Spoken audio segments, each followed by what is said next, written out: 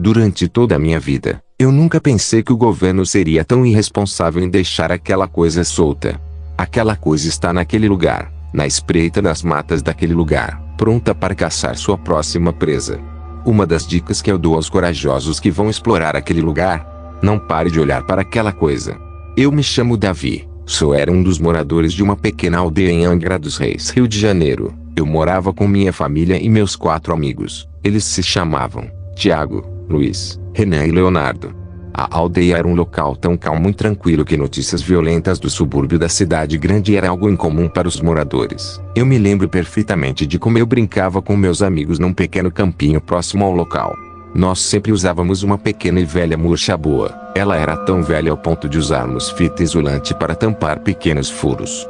O campo era rodeado de uma grande floresta que às vezes me dava medo. Bem, eu ainda tenho medo daquela floresta. Meus amigos sempre jogávamos naquele campo que até esquecíamos que aquela floresta gigante existia. Perto do campo tinha uma praia bem famosa entre a aldeia. Porém foi lá que foi construída uma usina nuclear batizada de Angra 3. Nunca fomos lá pois nossos pais diziam que entrar lá era proibido e perigoso. Era 2008 em setembro quando foi anunciado que aquela usina da praia iria ser terminada. A notícia dizia o seguinte: o governo anuncia a retomada das obras da usina nuclear Angra 3 após o abandono do local. Isso me trouxe dúvidas, pois em nenhum momento se ouve algum barulho de obra no local. Pensei que talvez fosse uma revisão do local antes de começar pois estava abandonada há muito tempo. Porém depois de algum tempo ainda não se ouvia barulho das obras. Certo dia no campinho quando todos estavam descansando após o jogo eu abordei sobre o assunto. Ei, vocês não acham estranho não ter barulho das obras?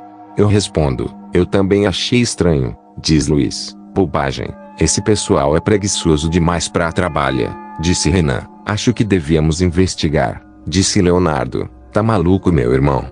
Aquele lugar é muito assustador, disse Tiago. Nunca vamos descobrir se não formos lá, disse Leonardo. Que tal formos agora mesmo ver o que está acontecendo? Eu respondo, adorei. E aí pessoal? Vamos, disse Leonardo. Vamos então, disse Luiz. Renan e Tiago sem pensar 2 vezes então saímos do campo em direção à usina atravessando a praia, andando devagar para não fazer barulho pois não sabíamos se ainda o pessoal do governo estava lá. Quando chegamos não houve surpresa, não havia sequer ninguém no local o que nos deixaram aliviados. Apesar de sermos adolescentes com 16 anos tínhamos a coragem de um cachorro recém-nascido. Algo nos chamou a atenção, havia uma grande porta com uma escada que levava para o interior da usina. De lá ouvíamos sons bizarros e sinistros. Apesar de estarmos com muito medo descemos ao interior da usina para ver os sons bizarros. Quando chegamos no local estava muito escuro. Felizmente eu tinha uma pequena lanterna guardada em uma das mochilas que eu levei para o caminho.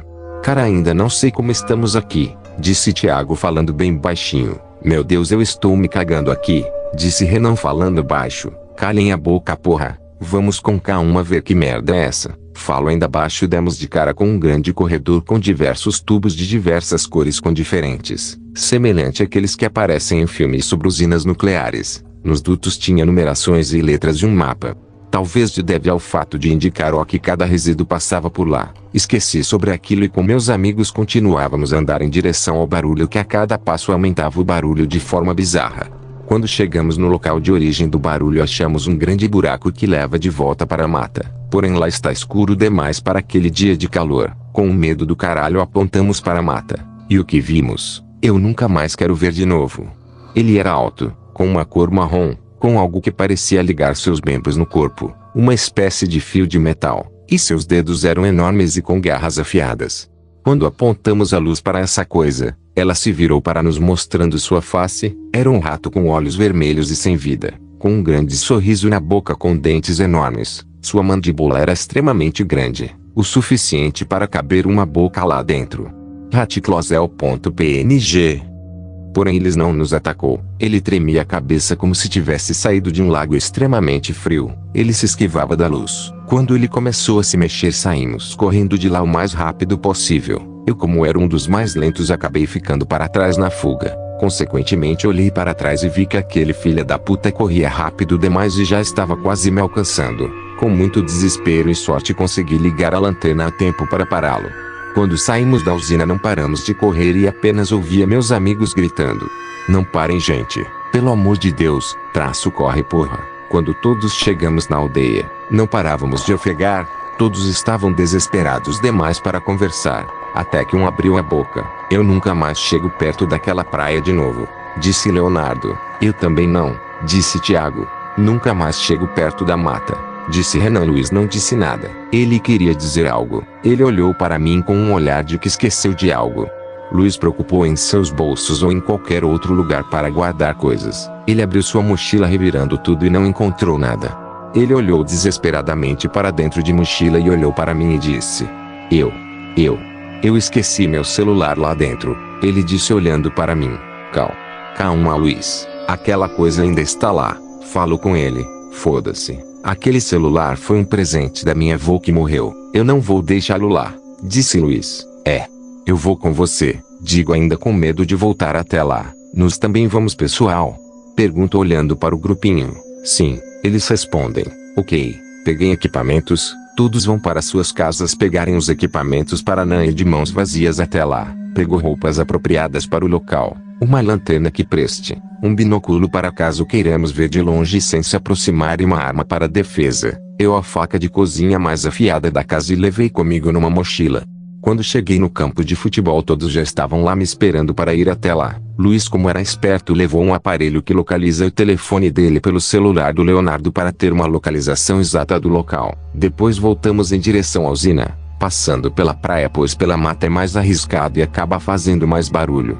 Quando finalmente chegamos, Renan, Leonardo e Tiago pegaram suas armas para se proteger enquanto eu iluminava e Luiz guiava o caminho. Dando de cara com o corredor de tubos eu lembrei do mapa do lugar que estava pendurado nos tubos. Assim peguei para ajudar na locomoção. O lugar era imenso, cheio de salas e andares, porém quando chegamos no lugar onde vimos a criatura o celular não estava lá. Gente, disse Luiz, ó que houve?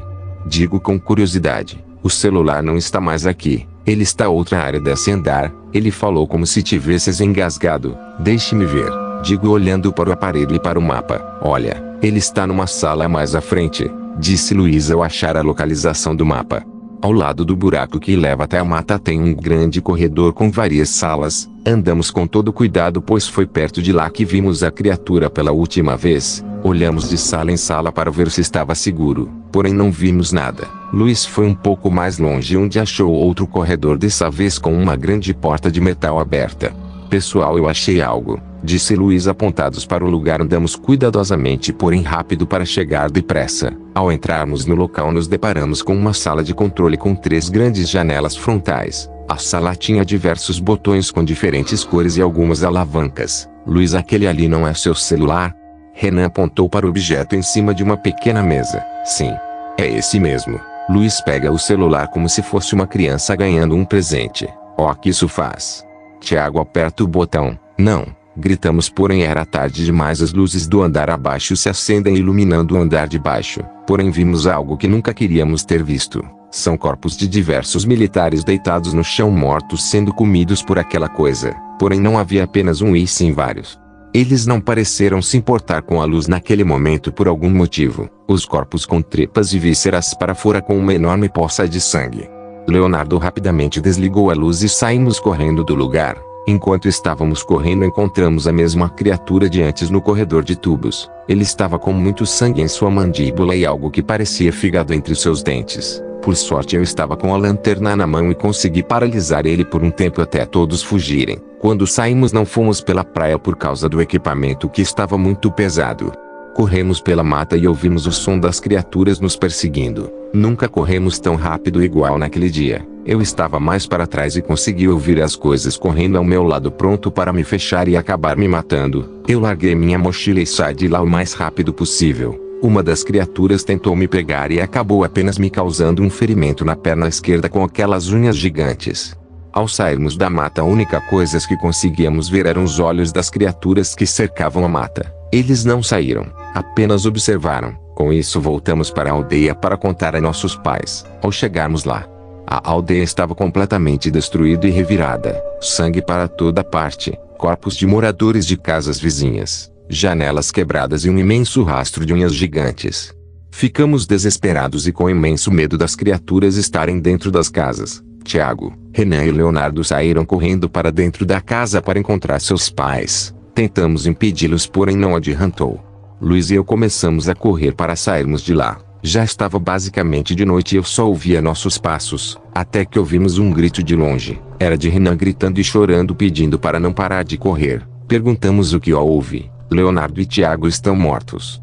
Corram, gritou Renan de longe. Melhor esperar ele para irmos juntos, disse Luiz. Quando Renan ia se aproximando, conseguia ouvir o som das criaturas se aproximando junto. Acendi a lanterna e olhei ao redor das matas. Não vi nada, apenas o barulho. Até que ouvi dos dois lados a mata sendo cortada pelas criaturas em direção ao Renan. Era um ataque duplo. Eu corri para tentar salvar Renan, porém a criatura pulou em Renan e Luiz me segurou a tempo antes de outra criatura tentar pular para me pegar.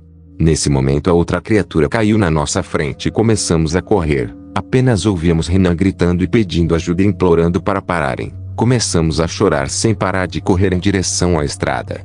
O barulho da criatura nos perseguindo parou. Eu não sabia o que fazer. Pedíamos carona para todo o carro que passava, porém nada. Agora o que restou era apenas eu e Luiz.